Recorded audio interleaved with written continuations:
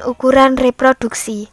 Ukuran-ukuran reproduksi adalah ukuran yang berkenaan dengan kemampuan suatu penduduk untuk menggantikan dirinya. Jadi yang dihitung adalah bayi perempuan saja. Ada dua cara dalam ukuran-ukuran reproduksi. Yang pertama, Gross Reproductive Rate atau GRR adalah jumlah bayi perempuan yang dilahirkan oleh seorang perempuan atau suatu kohort perempuan selama masa reproduksi. Penghitungan GRR dapat dilakukan dengan dua cara. Yang pertama, melalui perhitungan TFR. Jika diasumsikan bahwa rasio jenis kelamin pada saat dilahirkan oleh setiap kelompok umur perempuan, maka rumus GRR sama dengan X1 per X tot dikali TFR per 1000. X1 sama dengan jumlah bayi perempuan, X tot sama dengan jumlah bayi seluruhnya, baik laki-laki maupun perempuan. B. GRR melalui perhitungan ASFR. Apabila diketahui jumlah bayi perempuan yang lahir pada setiap kelompok umur perempuan, maka rumus GRR sama dengan 5 kali dalam kurung ASFRF1 ditambah ASFRF2 ditambah ASFRF3 dan seterusnya per 1000, atau 5 dikali ASFRFI per 1000, di mana ASFRFI sama dengan banyaknya bayi perempuan dari perempuan pada kelompok umur I per 1000 perempuan kelompok umur I. Ukuran reproduksi yang kedua adalah Net Reproductive Rate atau NRR.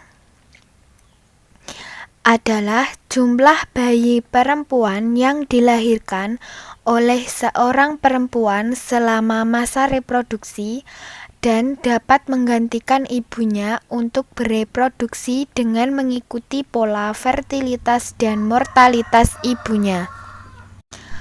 Angka ini memperhitungkan kemungkinan bayi perempuan meninggal sebelum mencapai masa reproduksi, dengan asumsi bayi perempuan tersebut mengikuti pola fertilitas dan pola mortalitas ibunya.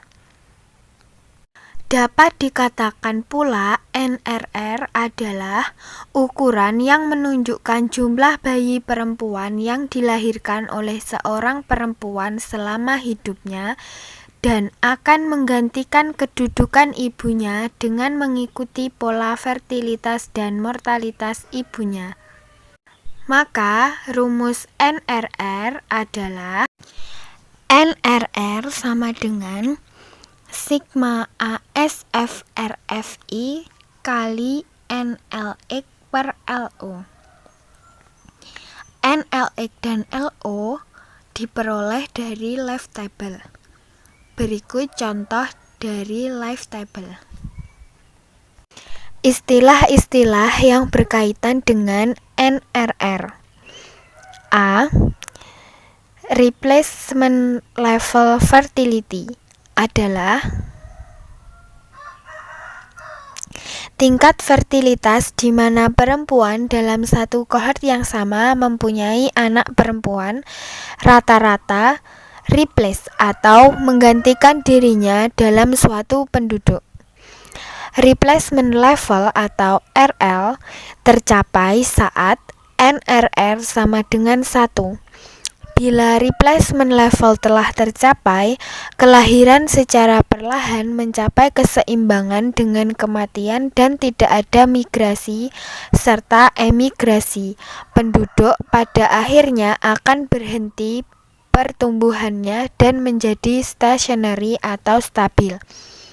Waktu yang dibutuhkan dalam proses ini sangat bervariasi, tergantung pada struktur umur penduduk. B. Population momentum. Population momentum relevan dengan kecenderungan suatu penduduk yang secara kontinu tumbuh atau menurun setelah tingkat RL dicapai. Suatu penduduk yang telah mencapai tingkat RL atau di bawahnya masih terus tumbuh selama beberapa dekade karena fertilitas tinggi. Hal ini membutuhkan 2 atau 3 generasi sekitar 50 sampai 70 tahun sebelum suatu kelahiran digantikan oleh satu kematian dalam penduduk. Contoh population momentum. Negara Finlandia pada akhir tahun 1960-an telah mencapai NRR sama dengan 1 atau replacement level, di mana masih ada 10.000 kelahiran lebih banyak dari jumlah kematian setiap tahun. Dan pada tahun 1996, di mana NRR sama dengan 0,85 atau di bawah replacement level, negara ini masih ada pertumbuhan penduduk. C. Zero Population Growth atau ZPG adalah keadaan di mana jumlah penduduk tetap, tidak mengalami perubahan dari waktu ke waktu. R sama dengan 0 atau tidak ada pertumbuhan penduduk. B. Faktor-faktor yang mempengaruhi fertilitas. Menurut Ida Bagus, faktor-faktor yang mempengaruhi tinggi rendah fertilitas dibagi menjadi 2. Yang pertama, faktor demografi. Faktor demografi terdiri atas A. Struktur perkawinan, yaitu susunan perkawinan dari usia muda sampai yang tua. B. Usia perkawinan pertama, yaitu usia laki-laki atau perempuan pada saat perkawinan. C. Paritas, yaitu adanya keseimbangan kelahiran hidup yang dimiliki oleh seorang wanita. D. Disrupsi dan proporsi perkawinan, yaitu perbandingan antara yang sudah menikah dan yang belum menikah. Sedangkan yang kedua, faktor non-demografi.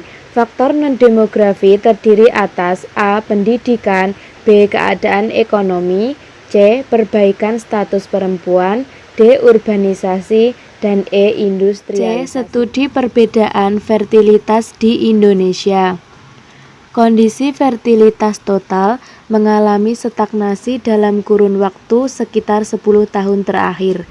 Hal ini ditunjukkan oleh hasil survei demografi dan kesehatan Indonesia (SDKI) mulai tahun 2002, 2003, 2007, dan 2012, yaitu 2,6 anak tidak dapat mencapai tujuan rencana pembangunan jangka menengah nasional atau RPJMN yang menargetkan angka 2,1 tahun 2015.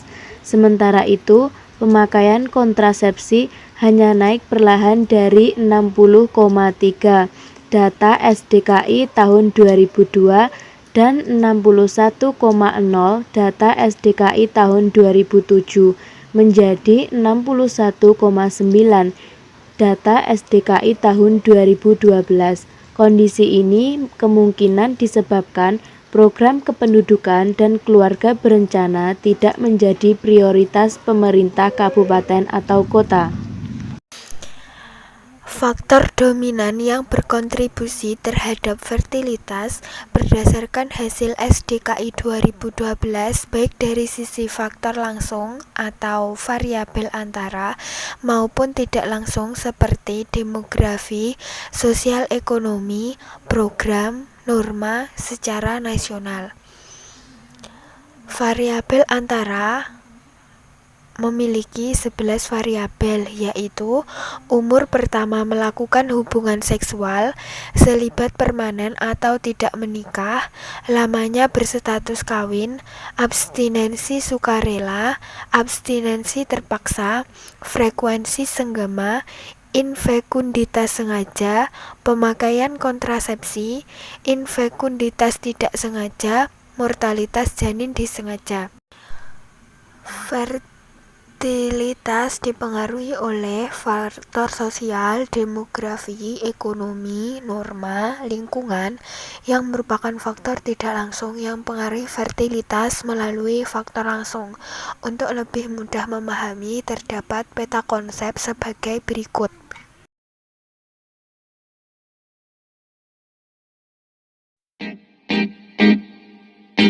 Yeah, yeah, yeah.